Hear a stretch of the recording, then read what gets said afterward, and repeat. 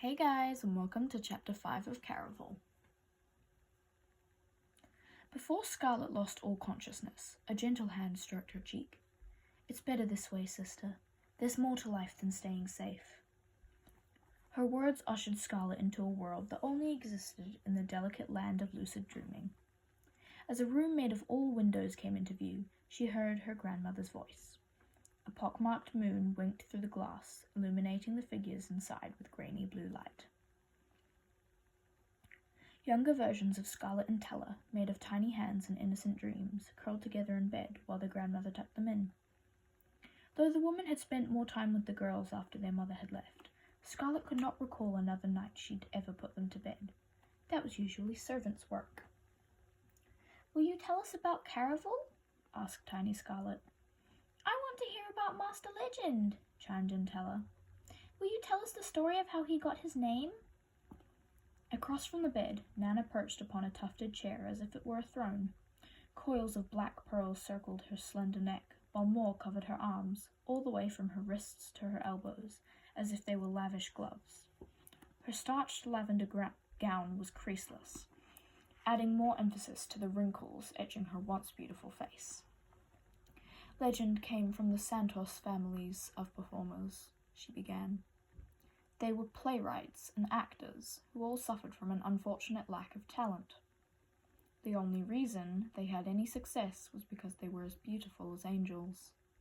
And one son, Legend, was rumored to be the most handsome of all."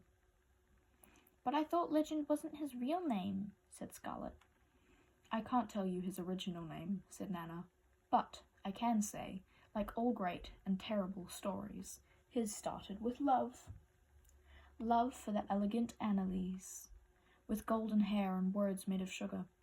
She bewitched him as he'd done to so many girls before her, with compliments and kisses and promises he should have known better than to believe.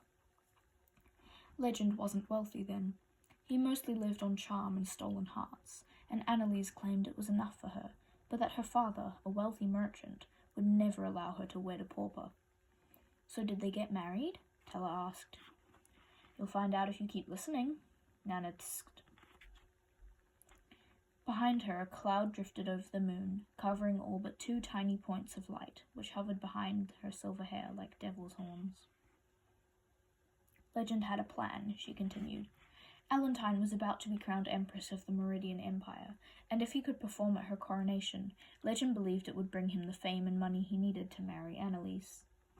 Only Legend was shamefully turned away because of his lack of talent." "I would have let him inside," said Tella. "So would I," Scarlet agreed. Nana frowned. "If you two don't stop interrupting, I'm not going to finish the story." Scarlet and Tella puckered their lips into miniature pink hearts. "Legend didn't have any magic then," Nana went on, "but he believed in the tales his father had told him. He'd heard every person gets one impossible wish, just one. If the person wants something more than anything, and they can find a bit of magic to help them along. So, Legend went in search of a woman who had studied enchantments." "She means a witch," Scarlet whispered. Nana paused, and tiny Tella and little Scarlet's eyes grew as wide as saucers while the glass room transformed into the wooden walls of a triangular cabin. Nana's story was coming to life before their eyes. Yellow wax candles hung from the ceiling upside down, pouring creamy smoke in the wrong direction. In the center of it all, a woman with hair as red as fury sat across from a boy made of lean lines, his head shaded by a dark top hat. Legend. Though Scarlet hadn't clearly seen his face, she recognized his symbolic hat.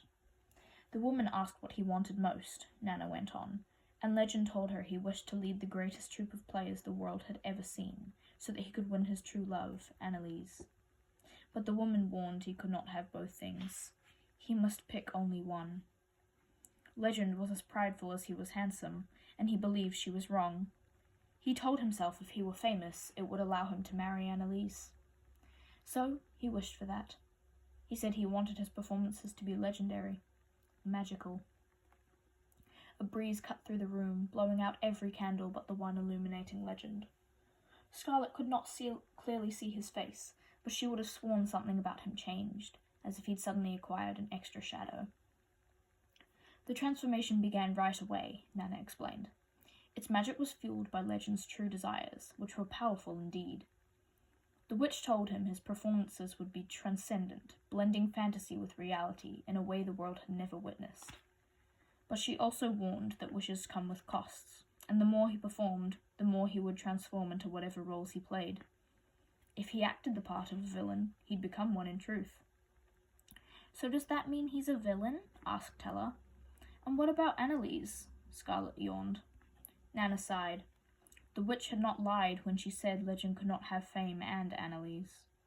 After becoming Legend, he was no longer the same boy she fell in love with, so she married another and broke Legend's heart. He became just as famous as he'd wished, but he claimed Annalise betrayed him and he swore to never love again. Some would probably call him a villain. Others would say his magic makes him closer to a god. Both Tiny Tella and Little Scarlet were halfway on the path to sleep. Their eyelids were more closed than open, yet their mouths both moved into upturned crescent moons. Tella's twisted at the word villain, but Scarlet smiled at the mention of Legend's magic.